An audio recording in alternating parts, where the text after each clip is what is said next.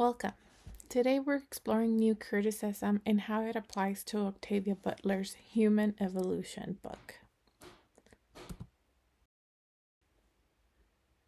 When reading the book Arguing About Literature, A Guide and Reader by John Schultz and John Clifford, we learn about the many different aspects of contemporary schools of criticism. Let's dive into one of those styles, new criticism. New criticism was developed around 70 years ago after World War I, and it was invented as a way of looking at literature. Its style of reading focuses on the natural value of work, treating each piece as a standalone with its own meaning. New criticism rejects bringing in historical or biographical information when interpreting a work. The main method of new criticism relies on closely reading the text. This technique, rooted in Aristotle's Poetics, was refined by critics like I.A. Richards,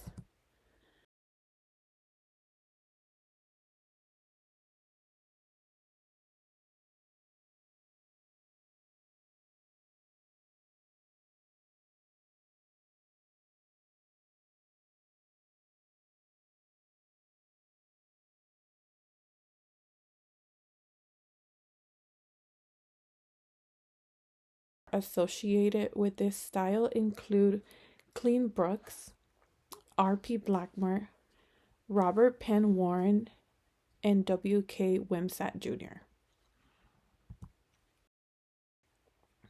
By the 1970s, the new criticism was no longer the dominant way of looking at literature. New critics of the time viewed poetry as a unique form of communication that used feelings and thoughts in a way that was different from scientific or philosophical language. These critics aimed to define and formalize the qualities of poetic thought and language through close reading, emphasizing on close reading, connotative values, and figurative language like symbols and metaphors.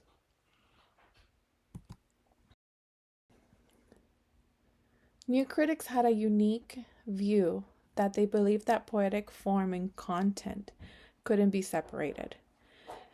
The experience of reading the specific words of a poem, including unresolved tensions, gives you its true meaning. Clem Brooks called the term the heresy of paraphrase.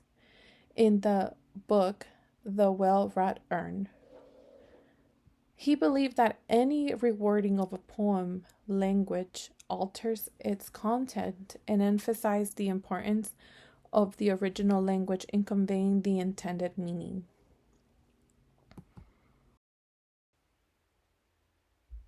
Digging deeper into new criticism, literary languages take center stage.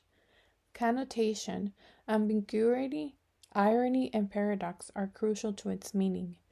This approach disregards the writer's intent, the reader's personal response, or social context of the text.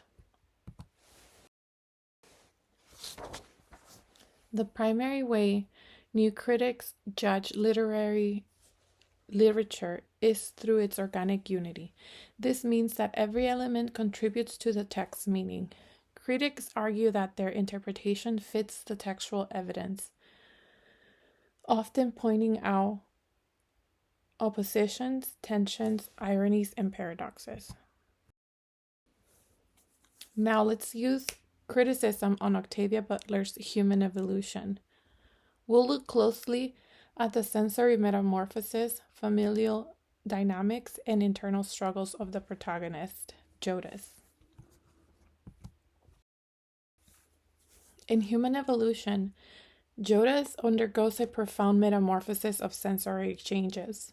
When using new criticism lens, it prompts us to dissect the sensory experiences as vital elements contributing to the story's meaning.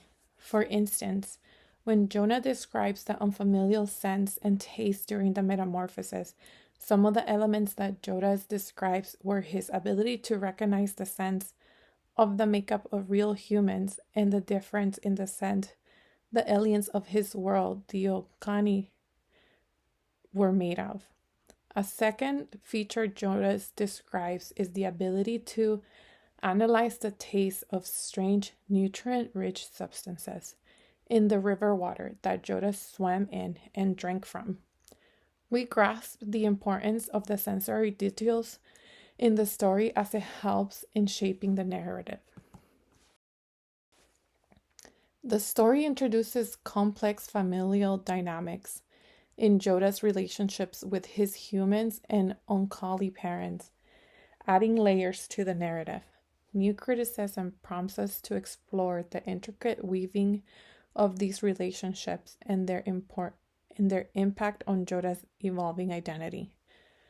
Take, for example, the interactions between Jodas and his human parents, where every word and gesture, such as the hesitant touch of a human parent and the nurturing embrace of an Oankali parent, felt different to him and contributes to the understanding of the intricate familial tapestry in the story.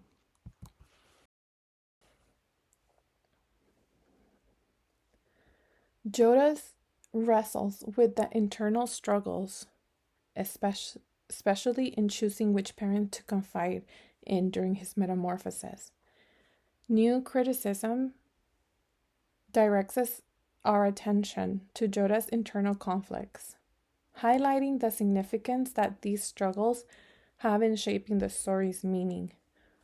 One of these moments is when Jodas faces the internal dilemma of identity, torn between the human and Oankali aspects of his life, revealing the depth of the internal struggle mirrored in the text as seen in the excerpt.